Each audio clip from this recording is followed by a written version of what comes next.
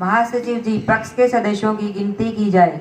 जी महोदय, सदस्यों की गिनती कर ली गई है।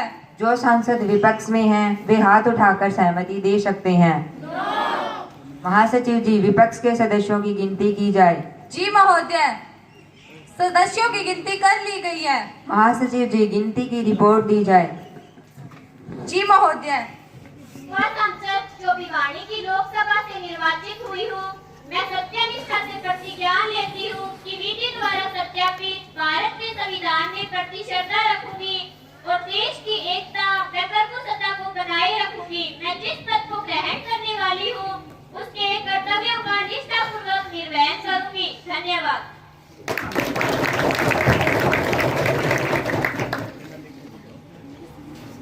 आप शपथ लेंगे या प्रतिज्ञान? जी मैं शब्द लूंगा। आप किस भाषा में शपथ लेंगे? जी मैं पंजाबी भाषा में शब्द लूंगा।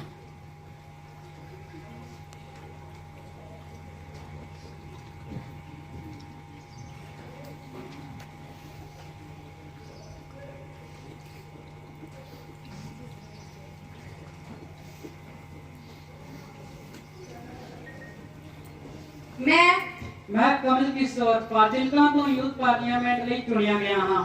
ਕਾਨੂੰਨ ਦੁਆਰਾ ਸਥਾਪਿਤ ਕੀਤੇ ਗਏ ਭਾਰਤ ਦੇ ਸੰਵਿਧਾਨ ਦੇ ਪ੍ਰਤੀ ਸੱਚਾ ਵਿਸ਼ਵਾਸ ਅਤੇ ਵਫਾਦਾਰੀ ਰੱਖਾਂਗਾ। ਸੰਵਿਧਾਨ ਦੀ ਪ੍ਰਭੂਸੱਤਾ ਅਤੇ ਅਖੰਡਤਾ ਨੂੰ ਬਣਾਏ ਰੱਖਾਂਗਾ। ਮੈਂ ਵਫਾਦਾਰੀ ਨਾਲ ਉਸ ਫਰਜ਼ ਨੂੰ ਨਿਭਾਵਾਂਗਾ जिस कारण ਲਈ मैं चुनिया गया हाँ। धन्यवाद। आज हम शीतकालीन सत्र के शुभारंभ पर मिल रहे हैं, पर मेरा यह दुखद कर्तव्य है कि मैं आप सभी को भारतीय उद्योगपति टाटा समूह व टाटा सन्स के अध्यक्ष परम श्रद्धेय श्रीमान रतन टाटा जी के निधन की सूचना दूं। दिनांक 9 अक्टूबर 2024 को मुंबई के ब्रीच केडी अस्पताल में लंबी बीमारी के कारण 86 वर्ष की उम्र में उनका निधन हो गया, जो कि हमारे पूरे देश के लिए एक दुखद घटना है। साथ ही हरियाणा के 5 बार मुख्यमंत्री रहे श्री ओम प्रकाश चौटाला जी का भी 20 दिसंबर 2024 को निधन हो गया।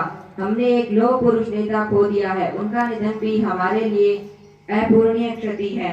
माननीय सभासदों, अभी एक और महत्वपूर्ण दुखद समाचार प्राप्त हुआ है कि देश के पूर्व प्रधानमंत्री और वित्त मंत्री डॉक्टर मनमोहन सिंह जी का भी निधन हो गया।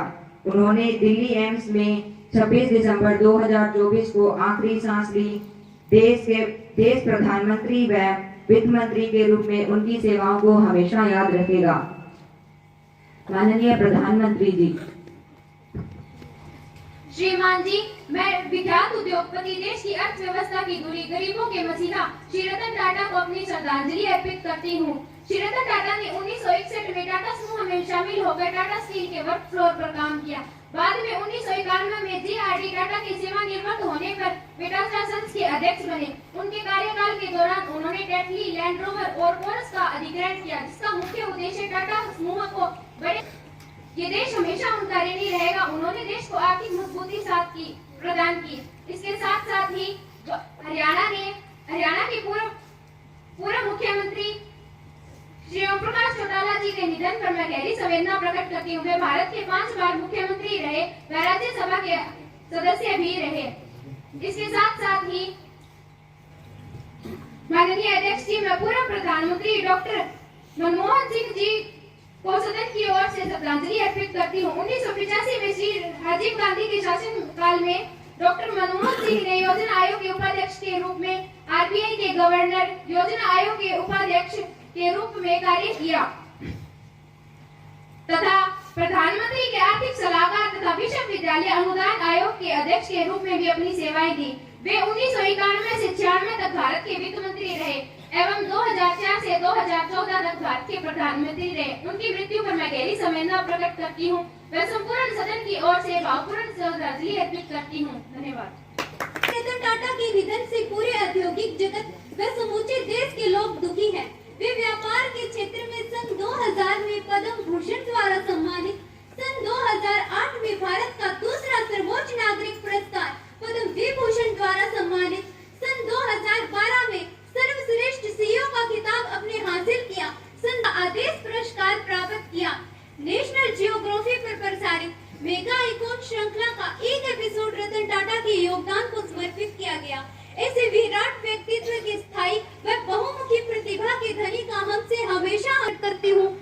दिवंगत पुण्यात्मा को अपनी श्रद्धांजलि अर्पित करती हूँ।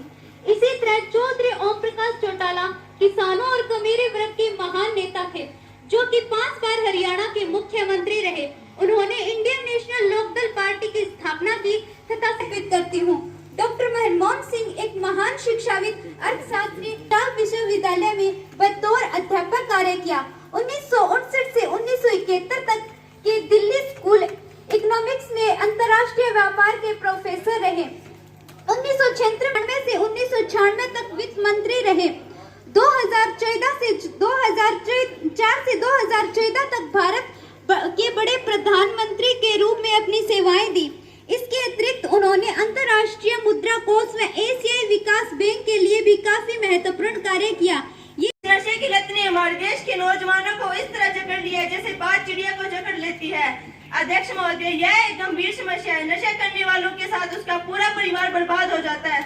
अगर परिवार नहीं बचेगा तो समाज बर्बाद होगा, और जब समाज नहीं बचेगा तो इस देश को कौन बचा पाएगा। अध्यक्ष महोदय जी, मैं आपसे यह पूछना चाहती हूँ कि कौन है ये नशे का सौदागर, किसने ले लिया है नशे का जाल जो हमारे देश समाज को बर्बाद करने पर तुला हुआ है। यदि सरकार के पास इसका कोई जवाब है तो विभिन्न सदन में रखिए। माननीय प्रधानमंत्री जी, आपके माध्यम से सदन को यह बता देना चाहती हूँ कि सरकार एनडीपीएस एक्ट को और अधिक सख्त करके नशे पर लगाम लगाने का प्रयास कर रही है। लगातार नशा माफियों की धरपकड़ की जा रही है। वह समय समय पर स्कूल कॉलेजों के युवाओं को जागरूक करके नशे से दूर रहने के लिए प्रेरित किया जा रहा है तथा ताकत टीमों का गठन किया जा रहा है। नॉर्डिक्स कंट्रोल ब्यूरो की स्थापना की गई, जो अपने स्तर पर कार्य कर रही है। इसके साथ साथ समय समय पर ग्रामीण अंचल में ओलंपिक खेलों का आयोजन किया जाता है ताकि बच्चों व युवाओं को नशे से दूर रहने के लिए प्रेरित किया जा